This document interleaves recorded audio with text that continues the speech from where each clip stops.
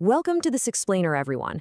If you've ever felt like computer programming is this incredibly complex, secretive language meant only for absolute math geniuses, well, you're definitely not alone. But today, we are going to bust that myth wide open. We're exploring the world of Python programming together, and honestly, think of this as your shared gateway to gaining a literal digital superpower. Let's get right into it. Okay, so here's our quick roadmap for today. We're going to kick things off with a brief introduction to Python, then explore its features and advantages.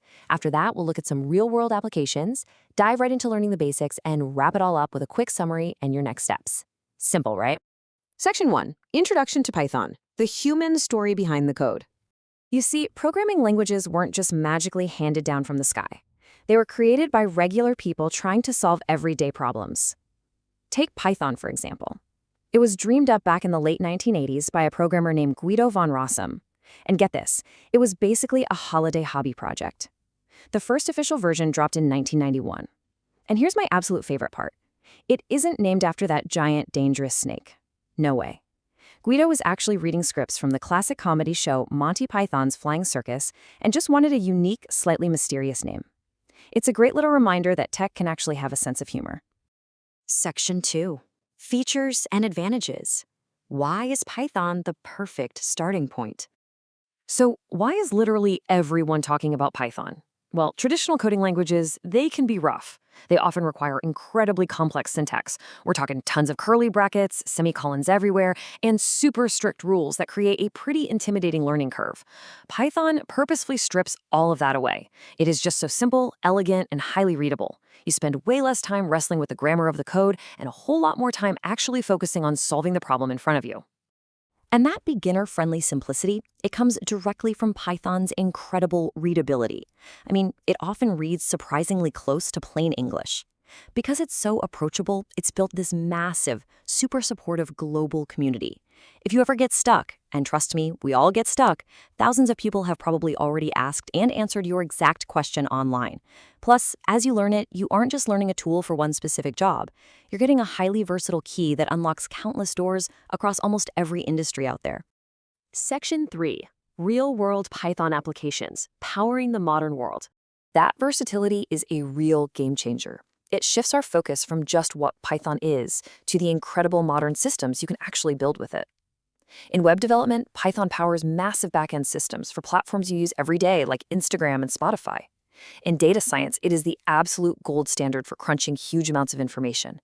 And AI and machine learning, Python is the engine driving it all, from self-driving cars to the smart chatbots we interact with constantly. It's even used in automation for doing boring, repetitive tasks, and by ethical hackers in cybersecurity to defend networks. It is literally everywhere. Section 4. Learning the basics. Let's write some code together. Okay, what's really amazing is how incredibly easy it is to actually start. In a lot of older languages, getting the computer to just display a simple greeting takes like 5 or 6 lines of really complicated setup code. But in Python, you just write the word print, open some parentheses, throw in some quotation marks, type hello world, and close it up. That's it. One single, perfectly readable line. The computer looks at the command, checks what's inside the parentheses, and outputs it. Just like that, boom, you are officially coding. Now, once you can print things, the very next fundamental concept you'll need is variables. And variables are simply containers used for storing data values. Imagine you're organizing your kitchen, right?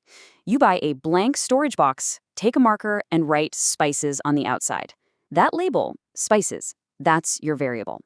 It's just a memorable name you give to a container so you can easily find and use whatever is inside it later on in your code. Super simple. And building directly on that idea, we have data types. A data type is simply the classification or the kind of value that a variable holds. So if the variable is the label on the outside of the box, the data type is what you're actually putting inside. Are you putting in a solid word, like sugar? While Python calls text a string. Are you putting in a specific whole number, like exactly 5 apples? That's an integer. Or maybe a weight, like 2.5 kilograms. Numbers with decimals are called floats.